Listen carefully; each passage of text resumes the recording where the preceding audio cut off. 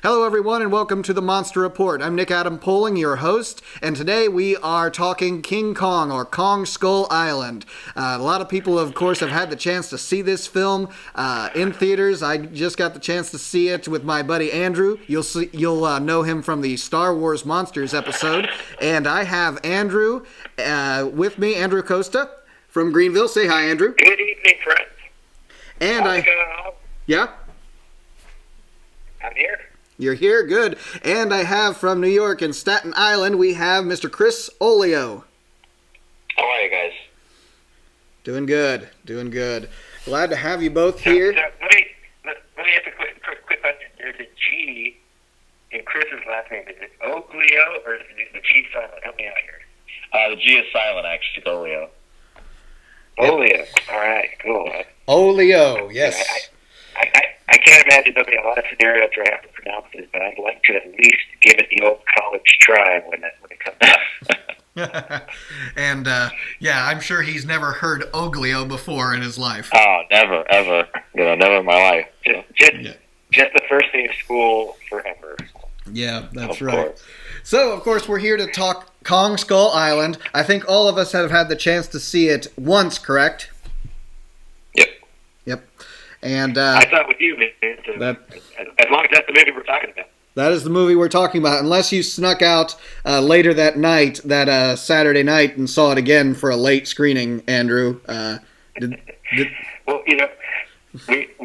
it like the day before time changed, and I have to get into work at like 6 a.m.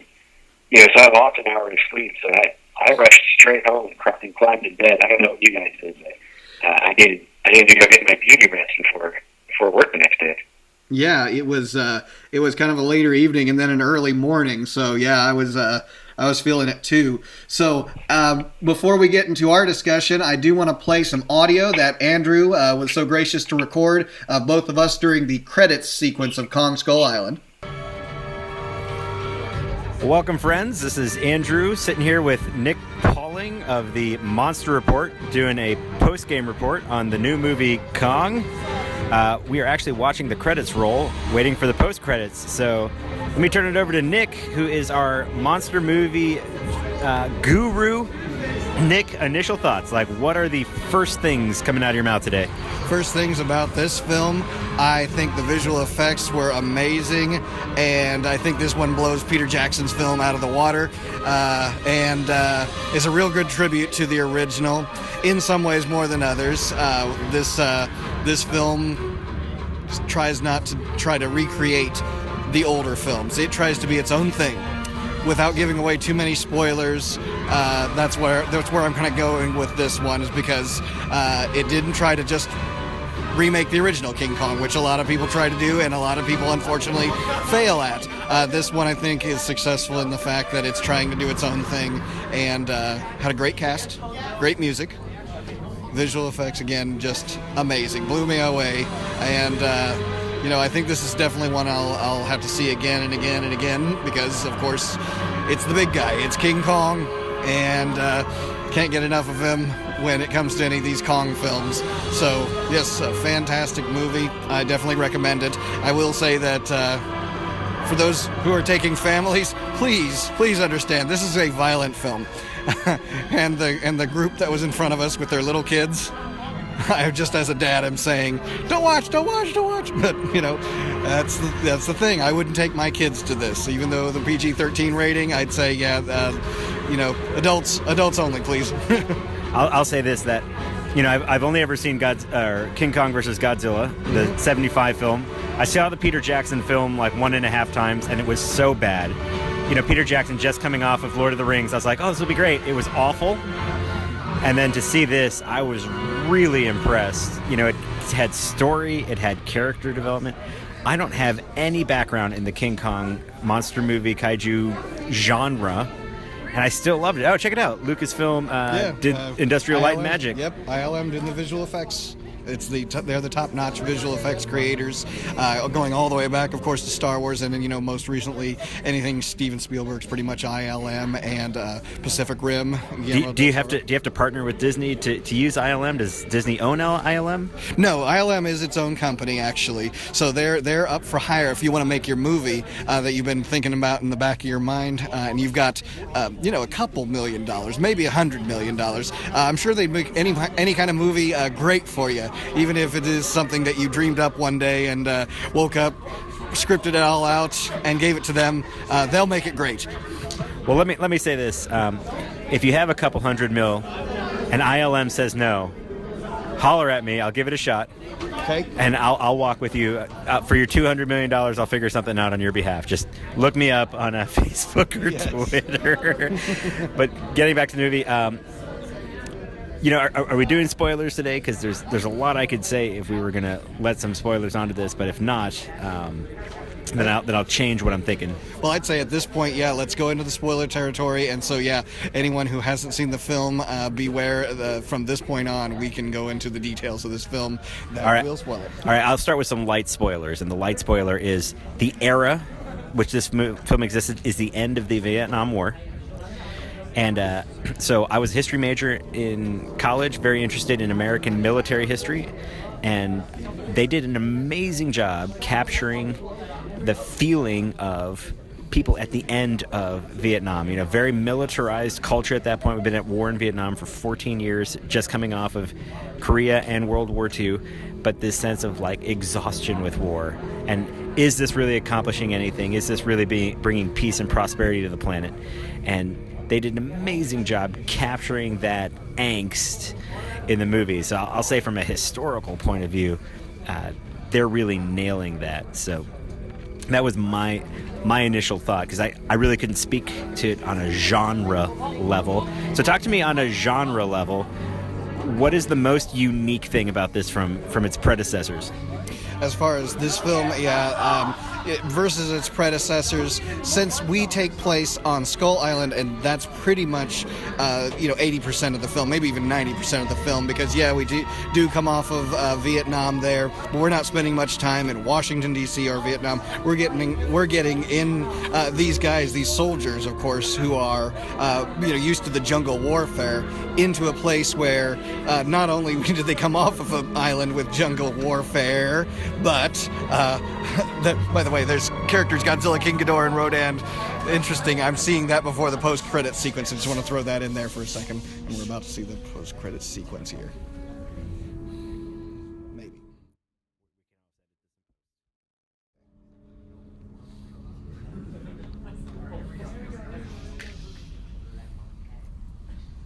You just gonna sit there? In the dark? You're enjoying this, right? Is this fun for you? I promise I won't tell the Russians. I promise I will tell the Russians. She's gonna tell the Russians.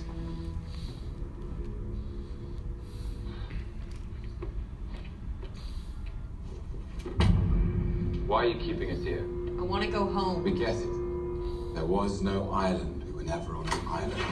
Island? What island? Brooks, what the hell is going on? Welcome to Monarch.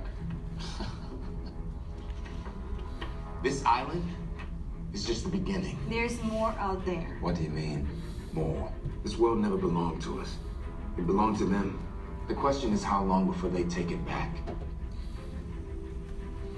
Kong is not the only king.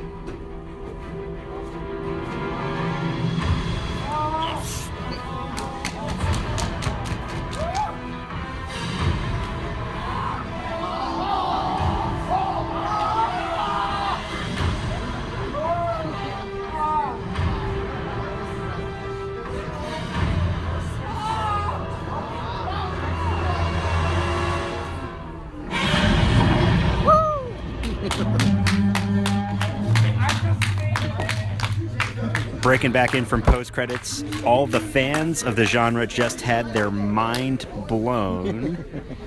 I mean, Nick would be speaking right now, but he's on his hands and knees, scooping his mind off the ground. Oh my just had been blown away. Nick, was that what you were expecting there?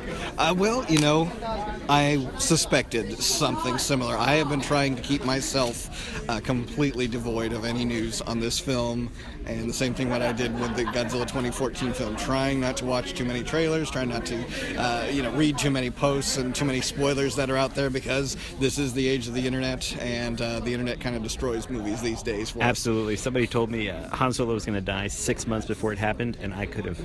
Oh, you heard that? Yeah, it killed the movie a little bit for me, so I'm glad you were able to get the catharsis you were looking for here. Well, it was fantastic. Anytime that I get to see the big G-Man make even a brief appearance. Of course, I had seen the Godzilla 2014 film. You have not, and Monarch is a big part of that. So you're going to have to watch the Godzilla 2014 film to get kind of the background on this Monarch group, which is, this shadowy kind of government military group that is analyzing all the things that, go bump in the night, if you will, with all the monsters that are out there that they want to keep secret, kind of the Area 51 UFO thing, but with monsters this time.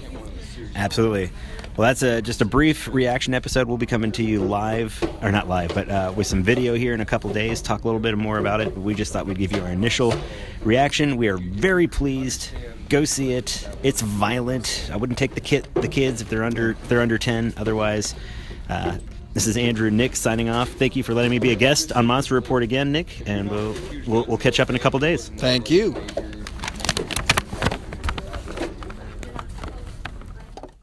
And we're back. So right there, of course, you get kind of our quick reaction of seeing the film in all its glory of special effects, and I had a few things to say, and I want to kind of give it to you guys, actually. I'll start with Chris, actually, since he wasn't with us, and Andrew and I did get the chance to talk a little after the film. Chris, first impressions, Kong Skull Island.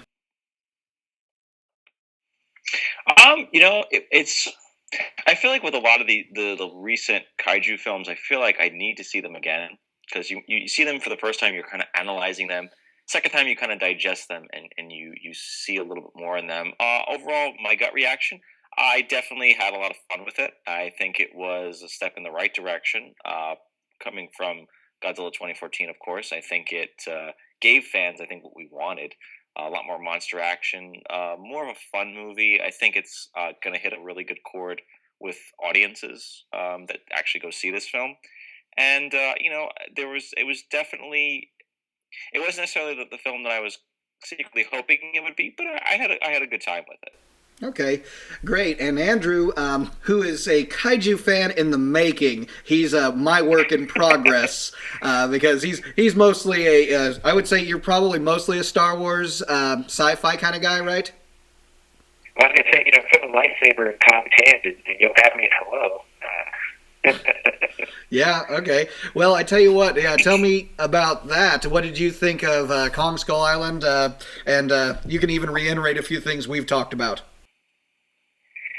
You know what? I just enjoyed the movie. It was a good action movie, and here's the problem that I have seen in action movies thus far. Maybe you guys have seen it too. That a lot of movies skip putting in a second act, meaning first act, problem is presented, and then they skip right to third act. Let's blow everything up. This movie had the second act, the all-important character development act, and so. Were there plot points or, things that dislike about the film? I'm sure there are, but at least they had the second act. They developed characters. Give me a story. And so I have to give it a thumbs up. I have to support movies that invest in that second act, even if there were things that weren't my favorite. Yeah, absolutely. I think story, sometimes, unfortunately, in some of these Hollywood blockbusters, the popcorn kind of films that are out there, story does kind of take a back seat to thrill and to excitement and to laughter and explosions and all this. It would be really great, of course, if we could have both of those working together. A great story with great visuals, with a great sense of humor, and all of those working for the audience of all kinds, all walks of life to enjoy. So it sounds like in a lot of ways this film did deliver on a lot of those aspects we kind of look for as moviegoers, as kaiju fans, and even as kaiju fans in the making. So let me ask about the characters. Let's go back to Chris. Some of the characters that maybe stood out to you, good, bad, or indifferent. Yeah, I think for me personally, I enjoyed these characters in this film so much more than in Godzilla 2014. Again, it was a very interesting time period that they set the film in, being set in the 70s, Vietnam era. So I think for me, it was kind of a refreshing take on a kaiju film or a monster movie. So I mean, I really enjoyed Tom Hiddleston's character Conrad. I thought he was a good lead. He was a character that you cared about, and thankfully they didn't kill him right off the bat, like Bryan Cranston's character in 2014. I like Brie Larson's character. I think she's a great actress, and John Goodman. Anything I think I see him in, he's fantastic. You know, and I was my biggest disappointment and gripe for character wise. It's two things. John Goodman did get the spoiler warning, guys. You get the Bryan Cranston treatment in this film. I think he got killed too early. I think he had a lot more interesting things to deliver, being somebody in that early days of the organization Monarch. And one of my biggest gripes, as well as character development in the film, I thought that some of the military people and these other Monarch employees, the dispensable characters, if we will, they kind of were just that. They were kind of boring. They were a little cheesy at times, and sometimes the insert of humor, I think, didn't always need to be there. It was like they have to try to throw a joke all the time, and I think that wasn't necessarily. So, yeah, I wish they would have done something a little bit differently. But overall, I thought this one had much more likable characters, and I don't know if these are going to be characters that we're going to necessarily grow with in this new MonsterVerse franchise, but we'll see. But it's a foundation for things, and I like the where it's. I think this film makes Monarch work so much better than it did in Godzilla 2014. Okay, and guys, just spoilers are welcome here. I'll just warn the audience, and I'll warn them in the description that if you have not seen the film, what the heck are you doing here? Go out, see the movie, then come back to this channel. So, characters, Andrew, what did you think of some of them? Let's see. I don't know that there was any characters that I disliked.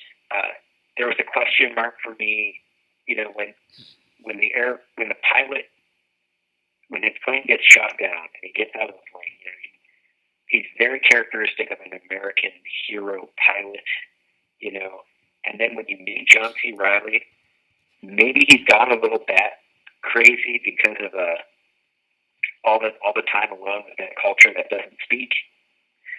But he's just so different than the guy who crash lands on the island. So I liked John C. Reilly's character. I don't think he was a bad character. He was just he just seemed a little too different from the guy in the airplane. And probably, but it took me out of the movie a little bit when we initially meet him. I'll say that as a history major who's really interested in American engagement after World War II, like the Vietnam War, I really liked Samuel L. Jackson's character. I mean, it just really made sense. The guy who had to win something, with all the victories that the United States Army had in Vietnam, and then to lose it for political reasons, which they allude to in the movie, to get to come out and just feel the sense of I can't go home with another loss. And that character really spoke to me, and really got a great portrayal of angst of American military after Vietnam. And so that I heard people were nervous about Samuel L. Jackson and what his character would bring to the movie, and I would say, in my opinion, he delivered. But I'm not a for a world. And so I'd love to hear your guy, did you like Samuel L. Jackson? Because I did. Yeah, Samuel L. Jackson's character, if you don't mind, Chris, I'll go first on this. I did think that Vietnam, era character that he was trying to portray, he's looking for some more out of what he was doing there, that it needed to have purpose, it needed to have meaning, and it seemed like we're pulling out of Vietnam and really nothing much is changing, and I think that's something that the movie did touch upon. I guess more than anything, I guess I wanted more from that, actually. Of course, you can just make the movie like the 2005 Peter Jackson film and make it 3 hours long, or you could start maybe cutting to the chase a little bit and getting to our action sequences, getting to more characters, get us on Skull Island actually, and meeting our monster, of course. But I guess that did leave me wanting a little bit more out of that character, actually, and seeing a little bit more of that arc, actually, and of course, being the fact that Samuel L. Jackson does go kind of overboard with his targeting Kong in the same way that he would have probably targeted his enemy in Vietnam. And so in a lot of ways, I guess he's kind of using Kong as that kind of scapegoat, that kind of way of resolving what's going on in his heart, actually, which is I think that's a cool attribute for the character. But again, it left me wanting more, I guess. And I don't know if that's necessarily Samuel L. Jackson's fault. It is scripting. And in fact, Chris, maybe you can touch on this. He was not the original actor. Neither was John Goodman for those roles, were they? No, originally I think they had John C. Reilly's character was Michael Keaton, and Samuel L. Jackson's character was actually J.K. Simmons, his character. Okay. And I actually 100% agree with what both of you guys are saying, because I thought it was so incredibly interesting that Samuel L. Jackson was always so great in everything I see him in, but there was such a great idea there, and again, I just feel like it needed to be fleshed out more. He was one of the characters I felt very shortchanged with, and I wish we would have seen more of that angst early on. Maybe a little more backstory at the beginning. Again, not to say we have something where we're getting Jackson's Kong, we're getting unnecessary characters to a certain degree, but I thought his arc of, wanting to defeat something and having that to go, I wish we would have had more of it, and it felt a little too rushed. But understanding, again, pacing, and again, I don't think that's necessarily his fault. I think it was a good idea that they did not wait a long time to get to see the monster. I'm happy that it was kind of more, okay, within the first 15, 20 minutes you're seeing the monster, and I think that's the real strength of the film. Yeah, and... Can I ask you yep. both of you guys a question? Yep. So here's what was hard about the film for me, and maybe it's just me, but the post-Vietnam angst that they're portraying, I'm guessing was a decision on the part of the writers to reflect our post-Iraq, post-Afghanistan angst. There is this kind of feeling that, we've won on the battlefield anytime we've engaged in combat in both Afghanistan and Iraq. And for political reasons, those two engagements have not proven to be incredibly successful. So we're all feeling that angst that's portrayed in the movie. And then it was really heavy for me. For a movie that seemed like it was going to be a little lighter, it was really heavy for me to see these guys who were supposed to go home to be with their families. And the vast majority of them are killed in the movie. And, I got emotionally involved with these characters. And so to see them, obviously it's fiction, but this fiction movie certainly evoked some emotional response from me, and that was heavy for me. That was hard to watch. So many of these characters, they're fictional characters, but so many of these characters not get to go home. They were so close to being able to go home, and then to tie it into some of the feelings of angst that we might experience here in 2017. That might be a little deeper than maybe you guys were intending to go, but that was certainly a response I had to this.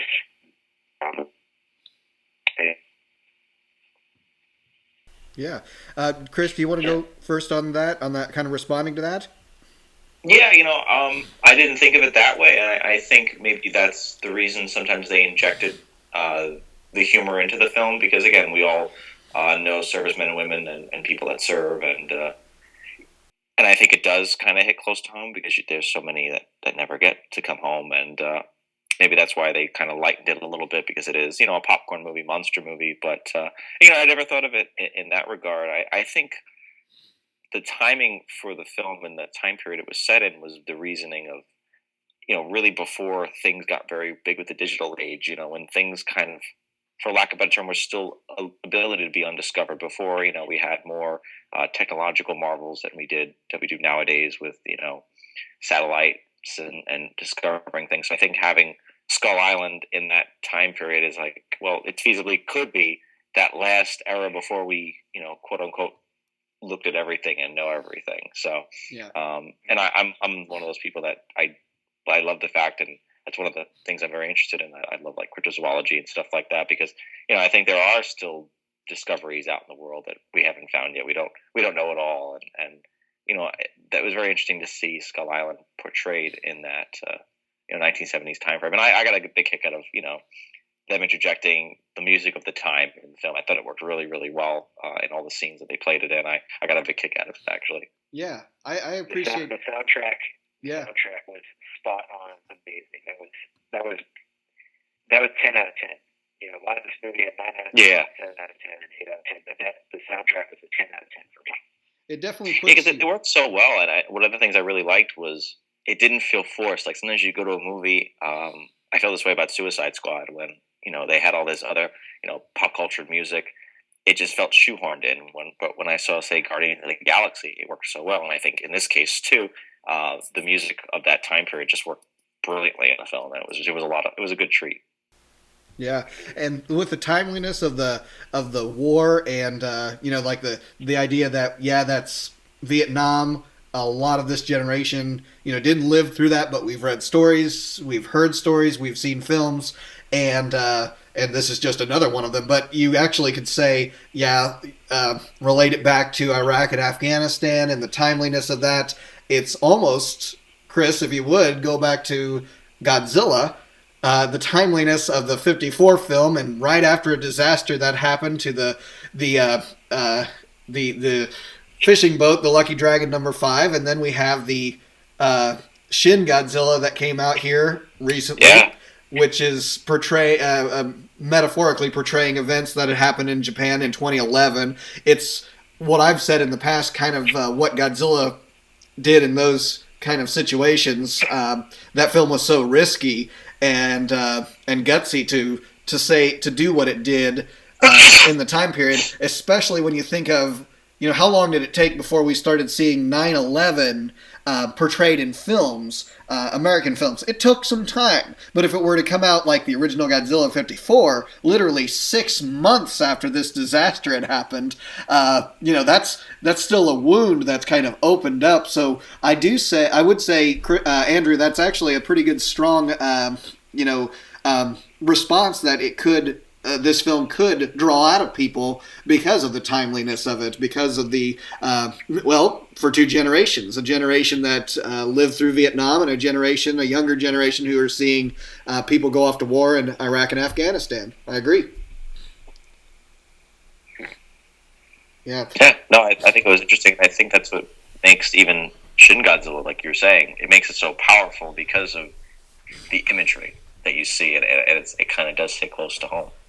Now, Andrew has not had the chance to see the 2014 Godzilla film, so I would like to get your thoughts, Andrew, on Monarch and the whole idea of what, since Chris and I saw the 2014 Godzilla, there's a lot of Monarch portrayed in that, but this was kind of a different, it's obviously a different era for Monarch, and that whole shadowy government kind of thing. Did it work for you, or was it kind of confusing, Andrew?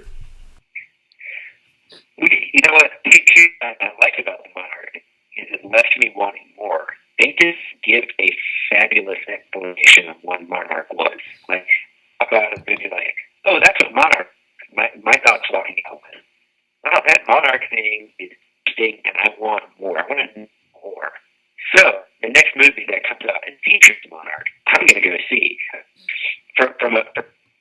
if that's how they decided to purpose, they did a good job because it left me wanting more, and so I'm curious about Monarch. It wasn't that well explained.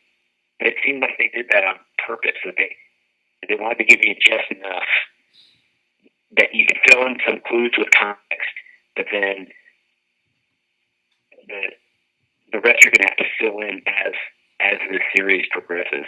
That was my impression. Do you guys feel like they did a better job explaining what Monarch was than what I just portrayed? I would agree with that. I thought it was the portrayal of Monarch. It made me like the idea of Monarch because I thought it was an interesting concept in Godzilla 2014. I just never felt it was executed properly, and we didn't really have people that. And it was. I don't think it's a fault on the actor's part, but I don't think it was given its fleshed out treatment. And I think here, it's better explained what they are. It's more streamlined, and I thought John Goodman was very good at kind of opening that door a little bit and giving, I guess, a backstory to the organization. And again, connecting it to Godzilla, because I did like a lot of the little Easter eggs and stories here and there that John Goodman would say during the movie. He would keep alluding to Godzilla, basically. So I thought that was a really cool concept. And I think it's far better used in this movie than it was in Godzilla 2014. Yeah. So I think of Monarch the way I think of S.H.I.E.L.D. And the way S.H.I.E.L.D. is portrayed is like this resource-heavy, outside the law, we can do whatever we want organization. The Monarch here is portrayed like we're on our last legs, not being going to hitch a ride with somebody, and if this doesn't work, the organization's done. So I actually like that stuff. S.H.I.E.L.D. just also Monarch feels like we need this organization. Humanity needs this organization, and it might not survive the next round of budget cuts. And I guess that's one of the things I really like about the portrayal here. Yeah, and of course, I was kind of wondering that going into this film, seeing the Godzilla 2014, that if they were going to start tying in some of those familiar aspects of it. So, Chris, when it comes to the Monarch and Godzilla 2014, you said it earlier that maybe it didn't work as well, and maybe this film went a little bit more into what they could be, are, whatever. Have you, does it get you excited for the future films that we're going to get out of this MonsterVerse? Yeah, I think aesthetically it works so much better in Kong Skull Island. It was more fleshed out, and I think the idea about it is a little bit more clean cut. 2014 is a little murky. You don't know what they're doing, and here you kind of just know what they're studying. You know what they're about. And again, leaving still a little bit of air of mystery to the film, which is good for future installments. I look forward to seeing what they wind up doing in the future with the MonsterVerse, but I want something that's more interactive with the monsters, more than just we're going to just stare and we're going to narrate along with what they're doing. I want to see something more of a personal, I guess, story in a sense. I want to see them more directly involved with whatever monster action goes on in the future. But yeah, I think it can be a really cool thing, and I look forward to seeing what they're going to do with it. And I'll ask you, Chris, the opening credits. What did that kind of bring out in you when you saw those opening credits to Skull Island? It was kind of just like the Godzilla 2014 opening credits. These montage stuff. I'm not a big fan of it.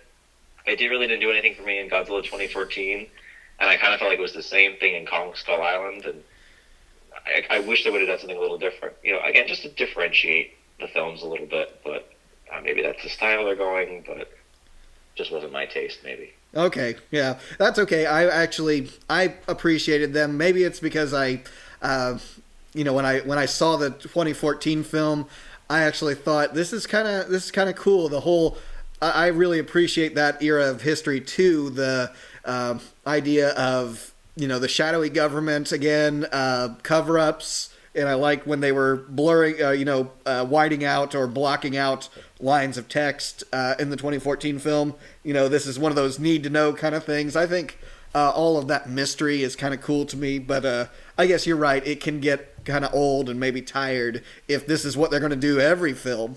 Yeah, I wouldn't like to see that. I think it should have its own separate thing. Just my opinion, but sure.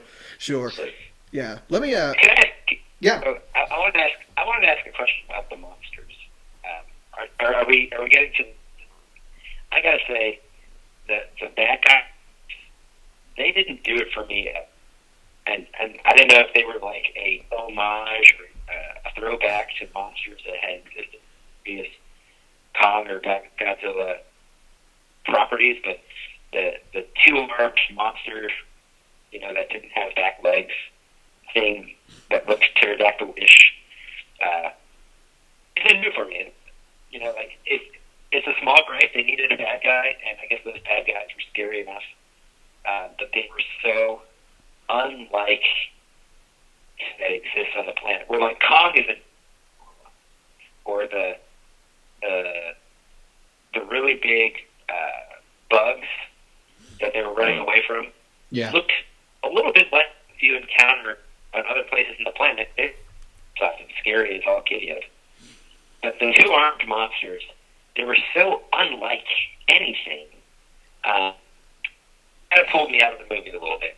And I don't know if that's me being nitpicky, if anybody else in the Twitterverse has reacted to him that way.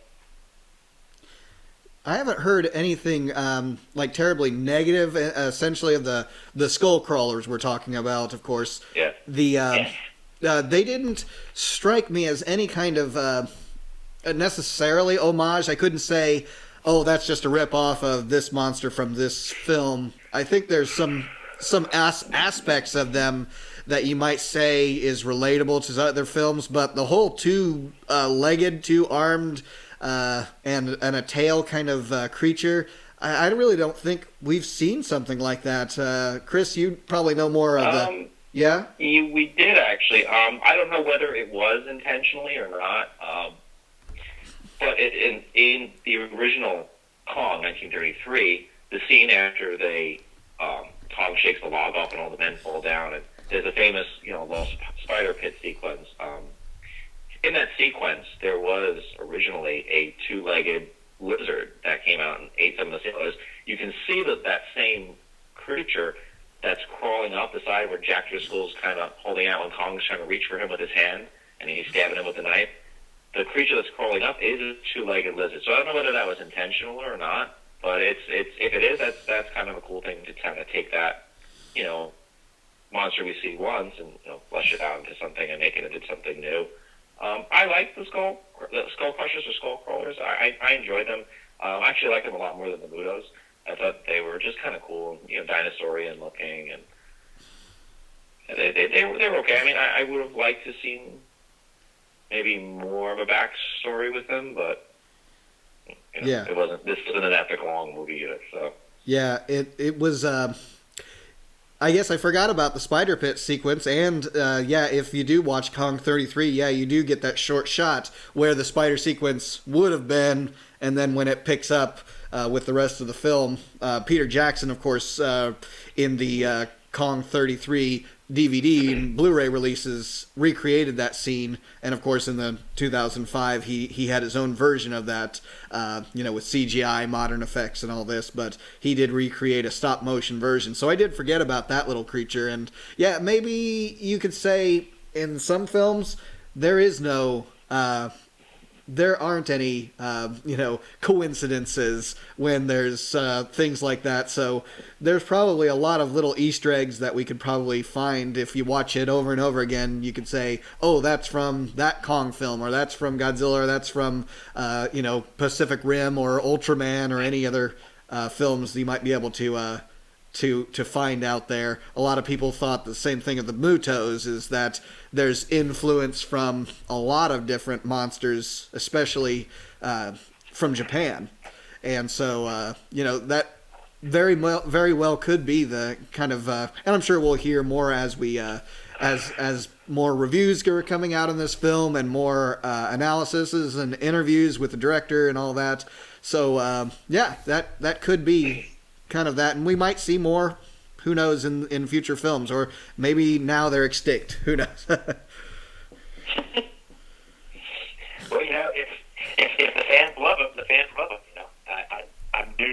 in the universe. And so I don't mind being wrong. And so, Chris, you said you like it, then hallelujah, let's have some more. Yeah, bring him back. And my question to you, Andrew, actually is, as you know, as somebody new to the kaiju films, what did you think of all the other creatures in the film? How did they work for you as an objective viewer? Yeah, they really worked for me. Like when they had to fight the big insect, I'm like, that looks like an insect that could exist in a jungle. That's just enormous, and it makes it really scary. Or like I said, King Kong being a really big gorilla, or the giant squid.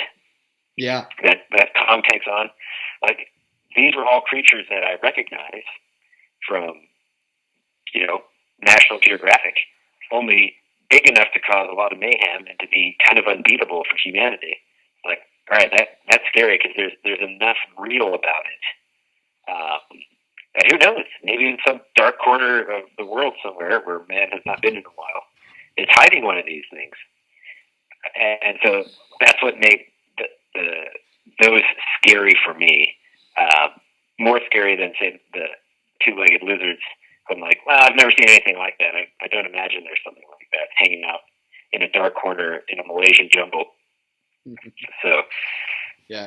And so the concept of the characters is great, and then the CGI execution was really good. I mean, there was a couple times where, Kong is such a complex character as far as visually, where sometimes I'm like, yeah, that looks less real, a little more CGI, but way better than Peter Jackson's. And then there were a lot of times like, that looks pretty real. That looks like there's an enormous gorilla eating helicopters, and that's scary. So that was my response to the monsters. Yeah, the visual effects, I thought, they have ILM, which is the visual effects company. If you want to pay the top dollar, you go to them. And the look of Kong, actually, thought was really good, and how they portrayed, this is, this very hairy creature. So there's a lot of rendering, of course, a lot of computer power that goes into making all those individual strands of hair react the right way, whether they're wet, whether the wind is blowing in them, the way he moves. I thought that worked pretty naturalistic. I will say this, and maybe I'm missing something in the film, guys. Did he, for the most part, maybe Chris or Andrew, doesn't matter. Did he, for the most part, stand upright, or did you ever see him walking like an ape with kind of down on all fours? I don't think we did. I mean, I don't recall anything of him. It was very, Toho Kong-esque, and or even the 1933 where he was pretty much 8 out of 10, 9 out of 10. He was upright, but I think for this Kong he was all bipedal. Yeah. Is that something that kind of switches in and out between different versions? Like yeah, he was totally bipedal. But are there directors who have portrayed him doing the more ape-like, using his hands as part of his walking gait? Yeah, I mean, Jackson's Kong is much more gorilla-oriented than we've ever seen in the past. And, King Kong Escapes, I know is like a scene or two, he's like kind of walks on his hands and his knuckles. And even in 1933, there is moments where he's walking like an ape. But he's mostly walking upright, and that's one of the things I admire about the design. And I definitely want to hear your guys' opinion on the look of Kong in a minute. But I like that they it was a little bit of a throwback to the original Kong in some respects, having that long face and being designed as a monster and not necessarily designing something that is tangibly realistic. And I think that's the mistake a lot of movies make. Sometimes when you want to design a creature, let your imagination just go. I mean, there should always, if you want to have an element of reality, that's fine, but sometimes sticking so close to reality kind of loses that fantasy.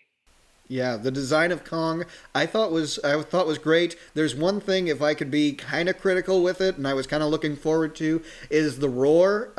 Didn't really, I guess it didn't wow me. It's just kind of sounded a little airy to me, and I was really hoping to be maybe impacted by it, that I'd remember it kind of going out of the theaters in my head, and maybe even have a nightmare or two about it, but I can't even remember it really that it struck me as anything, because there's Kong roars in the past actually that I remember very well, all the way to the 33 film and the even the King Kong versus Godzilla. There's a signature roar, and King Kong Escapes too.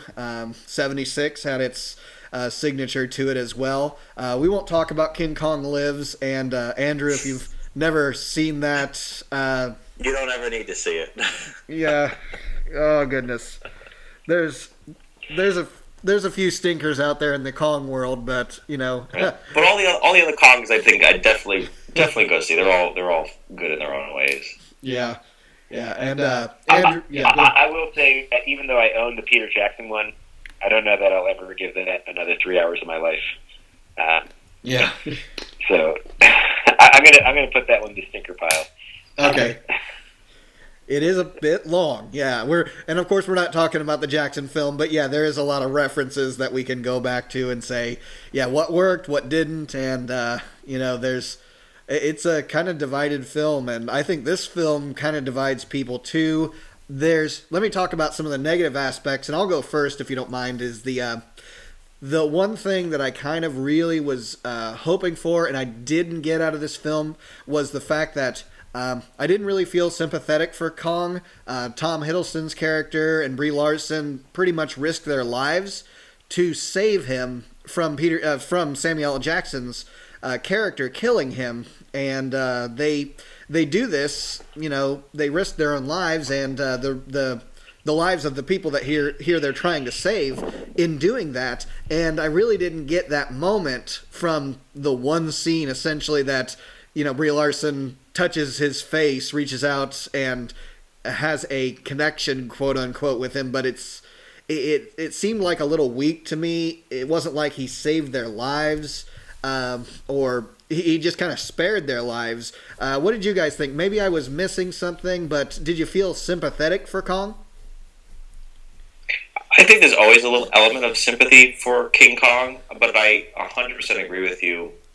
That was one of the things for me I took away from the film, because I wish there was more of an interaction between maybe the natives and Kong, or just individual people, like you said, those two characters, Tom Hiddleston and Brie Larson, having a bonding moment. It was just kind of there, but it didn't have any context at times, and I kind of wish you would have seen that. And one of the things, I really like Jackson's Kong, and one of the things I love about the film is the amazing range of motion that you see from Kong. He's happy, he's angry. There's just so much emotion in his face, and that's what I didn't get out of this Kong. Easton just had a kind of a pouty face. Like, only the one scene that really struck me was when he's holding Brie Larson and he's being kind of gentle, trying to defend her from the creature. Aside from that, he kind of had a roar, and he had just like a regular face. I wish we would have seen more of like an internal working, or seeing that facial expressions and stuff. I think that would have been kind of cool. I wish that would have been in the film, but I'm happy that they did everything motion capture. I think that looked really, really great. I think it's always an impressive effect having a human behind it. And I agree with you though, Nick. I think it was something that was missing, and it's too bad it wasn't in the film on some level. Yeah, Andrew, did you feel did you feel a little longing to risk your life for the giant monster? Certainly I wasn't going to risk my life for the giant monster. John C. Reilly's explanation of what's going on with the monster was pretty good. It left a lot to the imagination, which I appreciate. Sometimes you don't need to hit the audience over the head with it, and allow them to create it in their mind's eyes. Of, Kong losing his whole family to the skull crawlers. Yeah. But I think, Chris, you're pretty correct in saying that they did very little to build the relationship between Kong and the natives. They just basically said he protects the natives. Yeah, but okay, I guess, sure. Do we know why he protects the natives, or is this just a decision that he made? So, John C. Reilly's explanation gave me some empathy for the creature, but there were some holes in that story. Like, why does he care about the natives so much? And so, Yeah, exactly. There's always an island with natives, of course. That's kind of one of the signature Kong, archetypes that kind of comes. And of course, we had the big wall, but in this case, the big wall wasn't for Kong. It was for the skull crawlers. So that's kind of interesting. I honestly wonder if that wall would even keep them out. I mean, they seem pretty acrobatic, Yeah, they were pretty flexible and seemed like they could do whatever they wanted. But at the same time, if Kong is there to protect them, that's just one more layer of, I guess, protection. But you're right. Yeah, there is a few maybe negative aspects of the film that when we're going away, it does leave us maybe wanting more. Andrew, if there was something else, we'll get the negatives out of the way real quick here, that maybe the film really just bothered you, or you could just say, what if they did this just a little different? What would you say the film could have used? Yeah, I already got expressed that I wasn't in love with the skull crawlers. Right. And it was pretty heavy to see so many of the military characters die, so close to being able to go home after an extended tour. And so, that being said, that was dramatic. I don't think it was a negative. It was dramatic and it was heavy. It was hard to watch. But I'll cut myself. I just say it was heavy. Yeah. Okay. Yeah. Chris, any other negative aspects that we can kind of get out of the way here? For me, I wish the film was played a little bit more straighter. I think some of the cheesy dialogue at times and kind of hamming things up a little bit.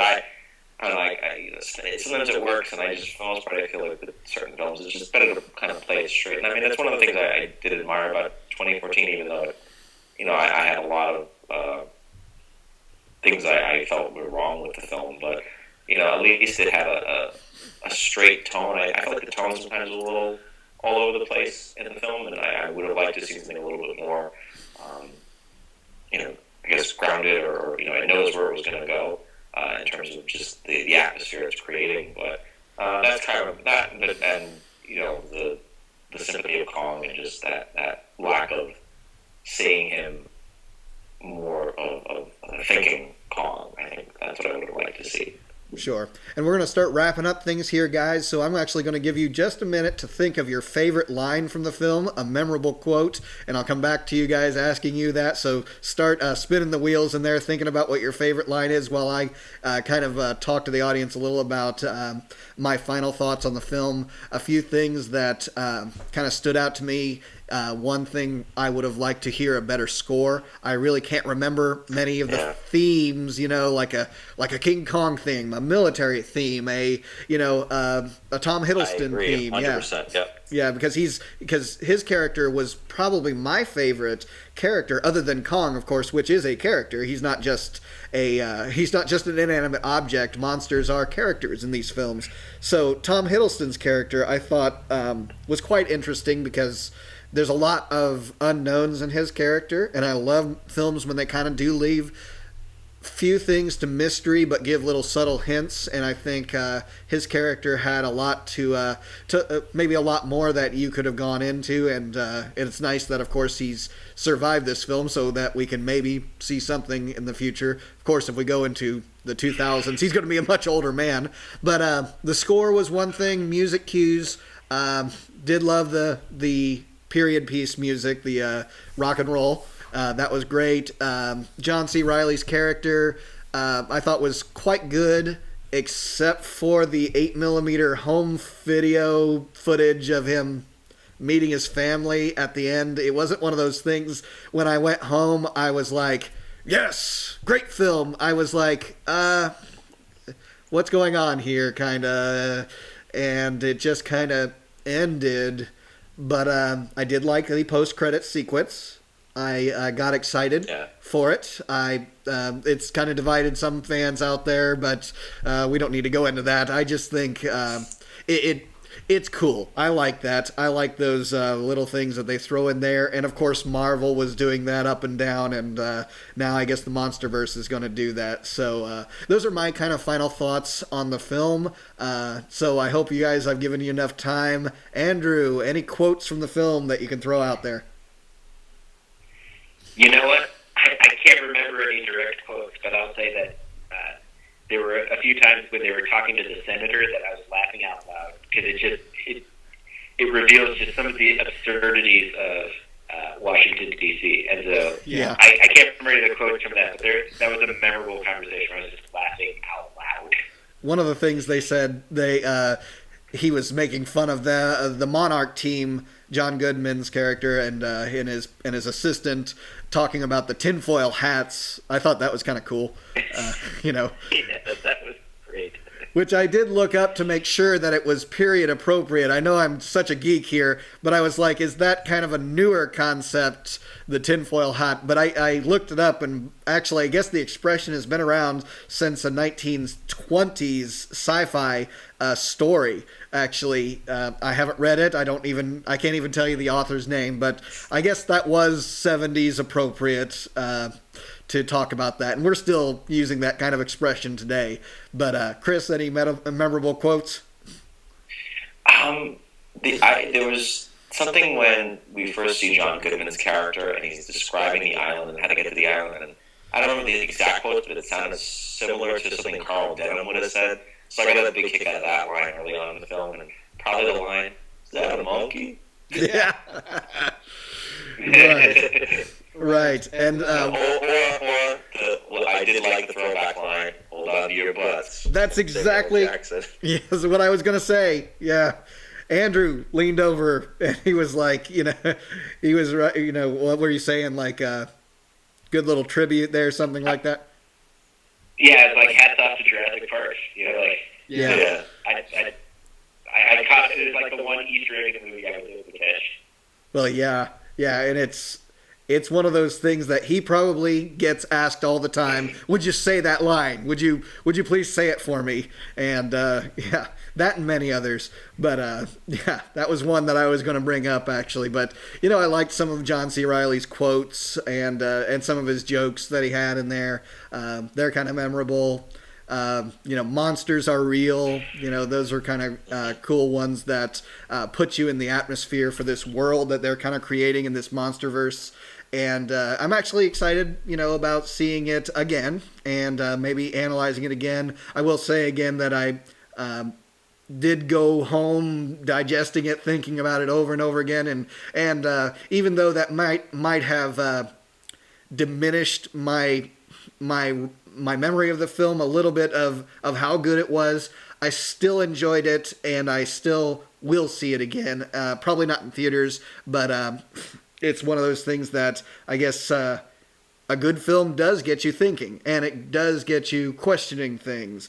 And if you can give the film that even, then I would say it's successful in a lot of ways. If it gets you talking to people and it gets you, it gets the thought process going, more than just sitting back and just taking it at face value, I think that is a mark of a good film. So, but that's where I'm kind of going to leave it there. Yeah. Thank you, gentlemen. And this has been another episode of the Monster Report. We will catch you next time.